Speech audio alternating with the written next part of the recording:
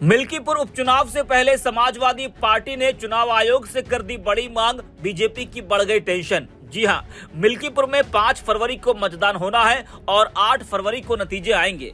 लंबे समय से इस सीट पर उपचुनाव का इंतजार किया जा रहा था, लेकिन कुछ ऐसा पेच फंसा था या फंसाया गया था जिससे इस सीट पर बाकी 9 विधानसभा सीटों के साथ उपचुनाव नहीं हो पाया था।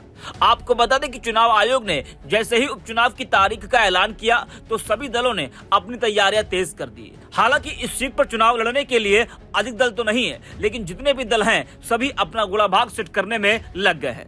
मुख्य मुकाबला तो सपा और भाजपा के बीच में ही होना है।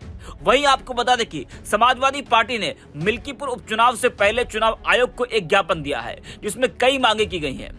सपा ने तमाम चुनावों में, खासकर बीते उपचुनाव में भाजपा और प्रशासन का रवैया देखा, जिसकी वजह से बीजेपी ने उपचुनाव में प्रशासन की मदद से कई सीटें अपनी झोली में डाली। लेकिन सपा मिल्कीपुर में ऐसा नहीं होने देना चाहती है। सपा नहीं चाहती कि जिस तरह से 9 विधानसभा सीटों पर बीजेपी ने प्रशासन के साथ मिलकर खेल खेला, वो खेल मिल्कीपुर में न होने पाए। लेकिन बीजेपी मिल्कीपुर जीतने के लिए हर हथकंडे अपना रही है और अपना भी सकती है। इसलिए सपा सतर्क है और बीजेपी के सारे मिशन को समाजवादी पार्टी फेल करने में लगी है। आपको बता दें कि मिल्कीपुर विधानसभा सीट पर होने वाले उपचुनाव को लेकर समाजवादी पार्टी ने अपनी तैयारियां तेज कर दी हैं। इसी कड़ी में समाजवादी पार्टी ने मतदान के दिन सभी मिल्कीपुर के 414 पुलिस स्टेशनों की वेबकास्टिंग कराने की मांग चुनाव आयोग के सामने रख दी है।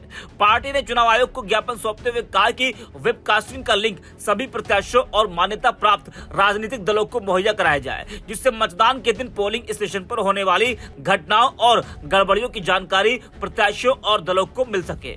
बता दें कि मतदान के दिन पोलिंग स्टेशनों की वेबकास्टिंग का लिंक प्रदेश के मुख्य निर्वाचन अधिकारी और डीएम को दिया जाता है और अधिकारी उस दिन पोलिंग स्टेशनों पर होने वाली घटनाओं को वेबकास्टिंग के माध्यम से देखते हैं। इसी को लेकर समाजवादी पार्टी ने कहा है कि प्रत्याशियों के साथ मान्यता प्राप्त दलों को भी वेबकास्टिंग का लिंक दिया जाए। सपा ने कहा कि वेबकास्टिंग का लिंक न मिलने से उन्हें पोलिंग गड़बड़ियों की जानकारी नहीं मिल पाती है, जिससे बीजेपी बड़ा खेला कर जाती है। बता दें कि मिल्कीपुर में 5 फरवरी को चुनाव होने जा रहा है। नवंबर के महीने में हुए 9 सीटों के उपचुनाव के साथ मिल्कीपुर को लेकर कोर्ट में पड़ी याचिका के कारण चुनाव नहीं हो पाया था। उन 9 सीटों में से 7 सीटें बीजेपी ने जीत ली थी, जिस पर समाजवादी पार्टी ने कई जगहों पर गड़बड़ी का आरोप लगाया था। इसी को देखते हुए अब समाजवादी पार्टी मिल्कीपुर को लेकर वेबकास्टिंग की मांग कर रही है, जिससे प्रत्याशी और पार्टी उस लिंक के माध्यम से हर पोलिंग बूथ पर निगरानी रख सके। तो सपा ने चुनाव आयोग से ये बड़ी मांग की है, जिससे बीजेपी की टेंशन बढ़ना तय है।